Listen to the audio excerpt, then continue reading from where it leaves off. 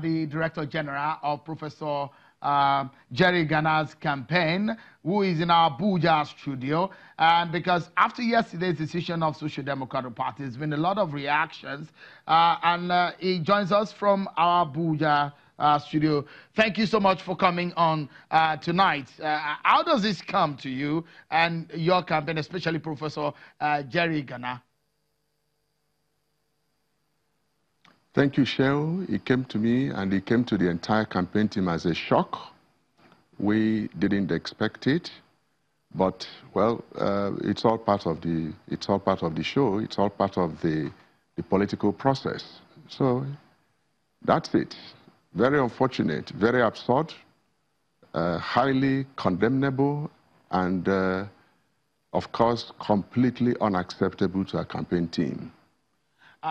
When you use those words, one will wonder where those are coming from, especially if you're a member of this SDP and the party has a decision and a position on the matter. Are you challenging or saying the party's position is flawed? Yeah, well, let's look at it from three angles, Shehu. First and foremost, I think it was a case of a palace coup.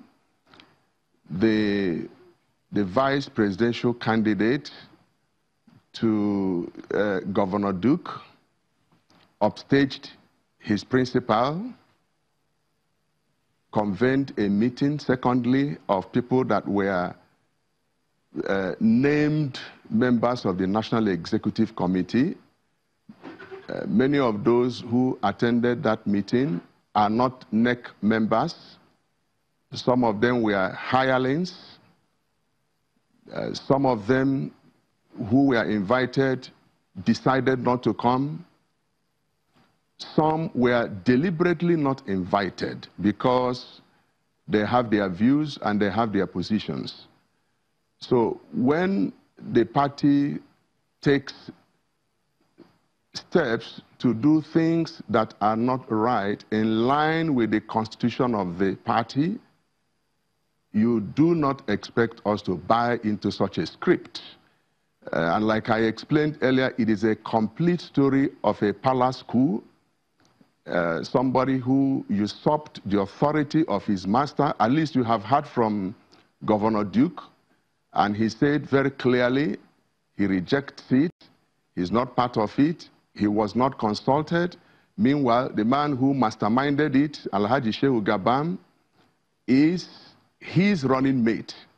That should tell you, that should spell volume, that should tell you quite a number of things about the whole process. Mr. Neliaku, just a moment. Let's take a breather. We will hear from, you will wonder that the chairman of the party, Chief Olufalaye, was not at that endorsement meeting. You want to find out why? Because we've spoken with him and he's giving us his thoughts. Find out why after this moment. Do you understand? Thank you so much, everyone, for staying with us on the program. So we'll be talking about the controversial SDP NEC endorsement of President Muhammadu Buhari of the APC. The chairman of the party, that is Chief Olufalaye, was not at that meeting, and a lot of people have been asking questions why. We contacted Chief Olufalaye and we had this telephone interview with him. Take a listen to him. There because the public does not know that way back in September last year, when I attained the age of 80, I decided to retire from politics. I didn't want to ruin my health. God has been kind to me. I should not overdo things. So I decided to retire. But I was to announce it on my 80th birthday on the 21st of September. But then our national convention was just 30 days ahead. To have announced it at that time would have created a lot of confusion and disruption. So we decided not to announce it. We said I will announce it after the convention. Unfortunately, after the convention, President Jerry Gana took the party and everybody to court. And we were in court for 3 months. So again, I could not announce it. So having retired from politics. I decided to follow what is in the party constitution.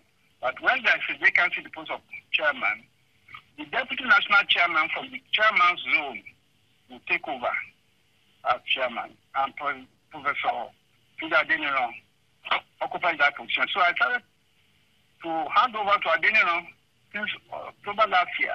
So but I just completed handing over to him. So these days, I hardly attend party meetings because Adeniro is very capable, very competent, and so he'll be running the affairs of the party as the national chairman de facto. Okay, well, that's perhaps where we'll leave it for the issues of the SDP. So you have a clarity on the situation with Chief Olufalaye.